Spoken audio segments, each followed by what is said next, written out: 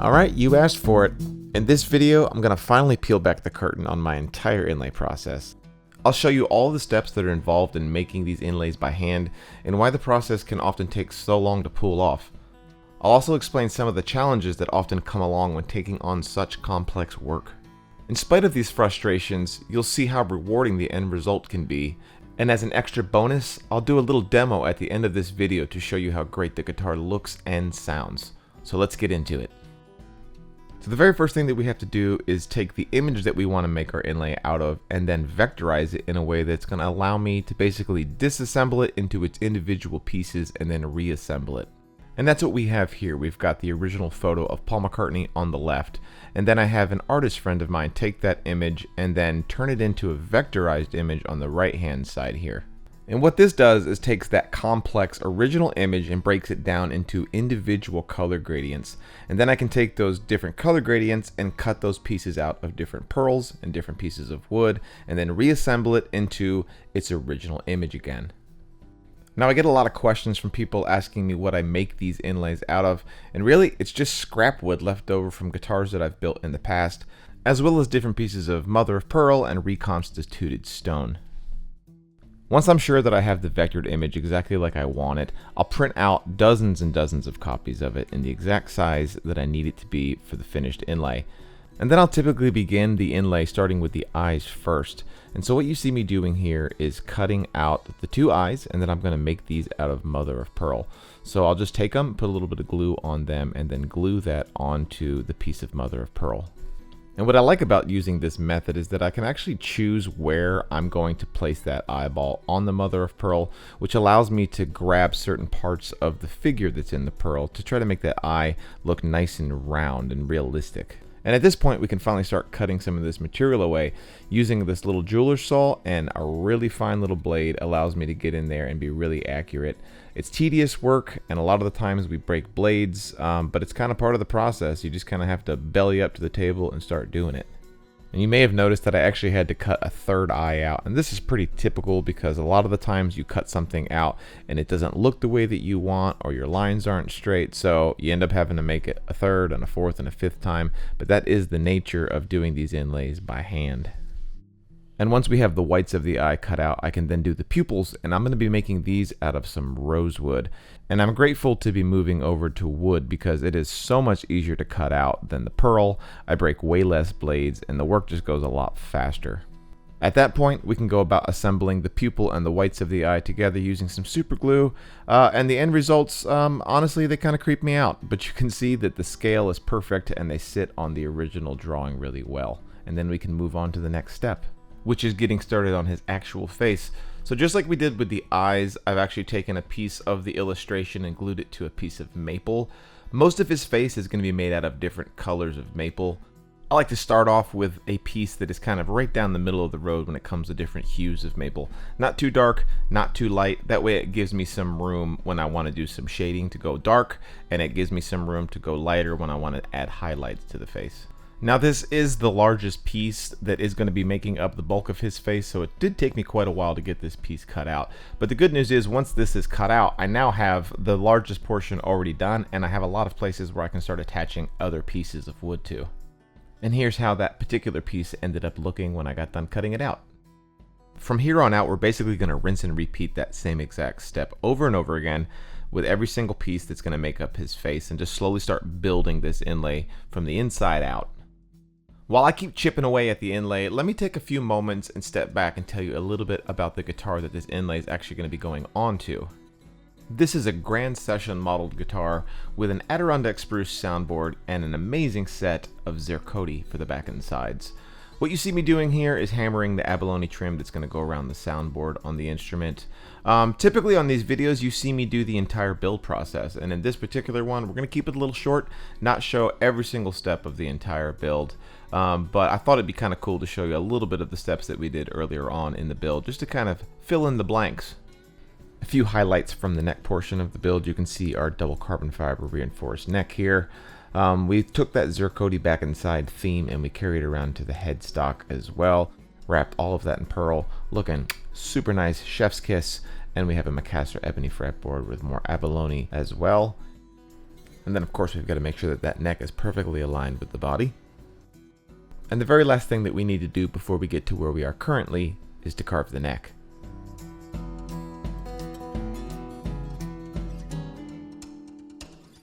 Now let's check back in and see how that inlay's going.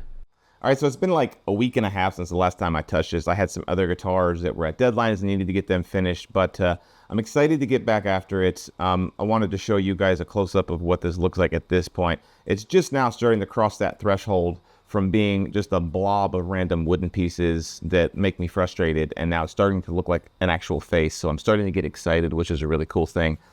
So we're going to spend the next day or two just kind of head down, trying to get the rest of this face finished up, and I'm excited to see it all come together and finally look like Paul McCartney.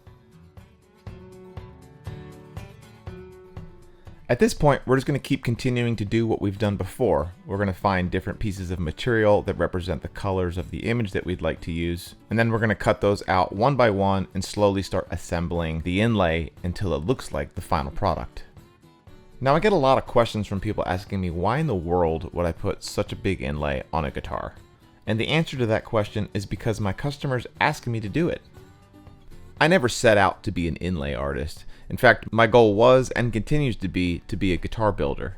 The inlays were only ever meant to be a cherry on top of an already great instrument. A piece of art inlaid into another piece of art that created a tool that would allow people to create art of their own. Now I know that maybe sounds a little silly or hippy-dippy to some folks, but to me, guitars always felt like they could be more than just a thing that made music. For some people, a guitar is an heirloom that they're going to pass down from generation to generation. And for other people, they are art in and of themselves. My job as a guitar builder is to build the best possible instrument that I can for every single customer, one that reflects their musical personality and tells the story that they want to tell. The biggest challenge that I often have in making these inlays isn't actually putting it together and making it.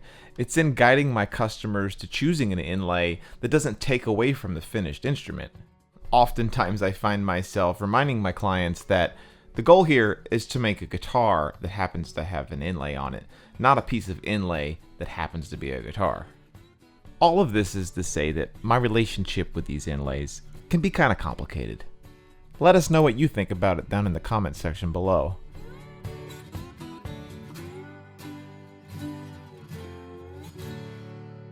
After about 5 days worth of work, that's a wrap on Paul McCartney. Up next, we need to begin making the inlays of the lyrics that are going to go up the fretboard.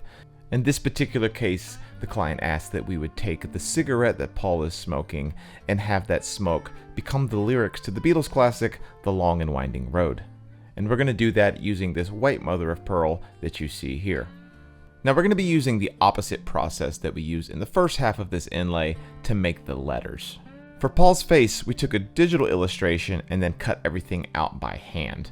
But for the letters, we're going to do the opposite. I actually hand drew out all of the lyrics in this particular case and then scanned them into my computer and vectorized them, and then we're going to use the CNC machine to cut out all of the pearl. Now I'm perfectly capable of cutting all of these letters out by hand, but we choose to use the CNC machine in this case because it saves us A, a whole bunch of time, and B, it saves us a whole lot of material, and C, it's not going to look any different than it would if I had done it by hand. Now the armchair quarterbacks in the comment section are definitely going to say that this piece of art is no longer valid because I used a CNC machine to cut out the letters, but everybody's got an opinion and some of them just happen to be wrong. The other advantage to using the CNC machine to cut the letters is that I can use that same machine to cut the pockets for the letters on the fretboard. Once again, I could do this by hand, but the end result is going to be exactly the same, and this is going to save me so much time. What you see me doing at this point is taking some epoxy mixed with some black pigment, and then placing each letter in there and lightly hitting them with a hammer. I did make the pockets for the letters a few thousandths of an inch larger than the pieces of pearl, but inevitably I do end up breaking a few of them and had to replace them by going back to the CNC machine and cutting some new ones out.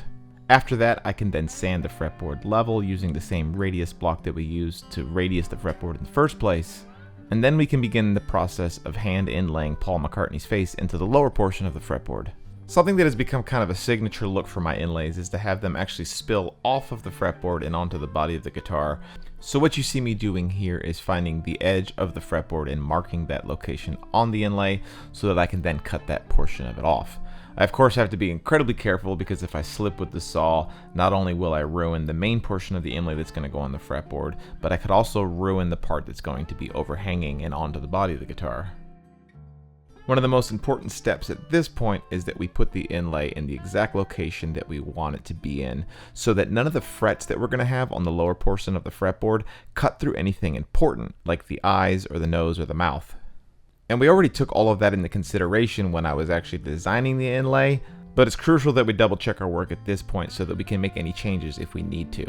And then using a dental pick, what I'm going to do is carefully hold the inlay in place and then scribe the outline of it. And then we'll take some white chalk and then rub that into the scratch that I just made so that we can see where the location is of the pocket that we're going to need to carve out. Once that's done, I get to do my least favorite part of these inlays, and that is hand cutting the pocket for the inlay to go into on the fretboard. It's just a really tedious process, and by the time that I get done doing it, everything on my entire body aches from being hunched over and concentrated for so long. If you're interested in the tools that I'm using in this particular scene, I am using a Fordham tool, which is basically a giant version of a Dremel tool where the motor is separated and hung from the ceiling, and I'm using a Stumac precision router base with a small little router bit that is set to the exact same thickness and depth as the inlay itself. We'll follow that up using a chisel to make sure that the bottom of the pocket is nice and flat, and then go back to the Fordham tool to clean up the edges and make sure that we have really crisp, clean lines. Making sure that I don't cut into the binding at all, because if we have any slips there, it's definitely going to be visible. And after about 45 minutes of real careful work, I am now able to actually dry fit and test to make sure that this inlay fits into the pocket really nice and tight. Once we're happy with the fitment, we can then go about getting it glued into place. And in this particular situation, what we're going to use is epoxy as opposed to wood glue. The reason that we do that is because if we were to use wood glue, we can't be sure that it's going to be completely dry way down deep underneath the inlay. And also, we can't be sure that it's not going to change dimension in time, which then could lead to the guitar having playability issues where the inlay is. So in this case, what we're going to use is System 3's T88 epoxy, and we're going to put a little bit of black dye in it as well, so that if we get any glue squeeze out, that it'll blend in really nicely with the McCartney ebony fretboard. And we'll get everything clamped in place using the same radius block that we used to radius the fretboard in the first place. That way we don't lose any of that important geometry. And once we've let that dry for a few hours, I can go ahead and remove the clamping caul and see how it looks. And as is typical, we do have quite a bit of glue squeeze out here, but that's why we dyed it black, and we can take care of that here in the next step, which is taking some sandpaper and a radius block again, and then sanding everything smooth. And at that point, what we're going to be able to do is see if there's any spots that we then need to fill with super glue. Now on this particular inlay, what I opted to do was to take some super glue and then saturate the entire inlay from the top, just to help stabilize it and basically to plasticize the wood so that it would take a polish really nicely, and then it would also fill in any small little gaps that I may have missed. I'll then let that glue dry for just a few seconds before I'll hit it again with our radius block, and I oftentimes have to repeat this step several times before everything is perfectly flat and dimensioned correctly. And with that out of the way, I have to turn my attention back to that piece that we cut off earlier, and we're going to mark its location on the soundboard of the guitar so that we can then route that pocket just like we did on the fretboard. The pocket routing on the soundboard is significantly higher stakes than it was on the fretboard, because if we slip with our Fordham tool here, we're going to cause some catastrophic damage that's going to affect the structural integrity of the guitar, and the only way to fix that would be to put an entirely new soundboard on the instrument. Lucky for me, that didn't happen, so we could proceed as normal. What you see me do here is just cutting it to final size so that that part that overhangs off the soundboard is not doing that and tucks nicely into the binding. And then we're going to once again make sure that that pocket is a really nice tight fit, place this piece of Paul's hair onto the soundboard, and then glue it in and then sand everything down nice and flat. One last thing that I almost forgot was that I needed to make one more piece of smoke that would help tie the cigarette into the lyrics going up the fretboard. So I just whipped up one more quick piece with some mother of pearl, freehanding it, and then I quickly routed a pocket into the fretboard in a place that made it look good. And then of course, we glued it into place. And with that last piece in place, we can finally call this inlay completely done.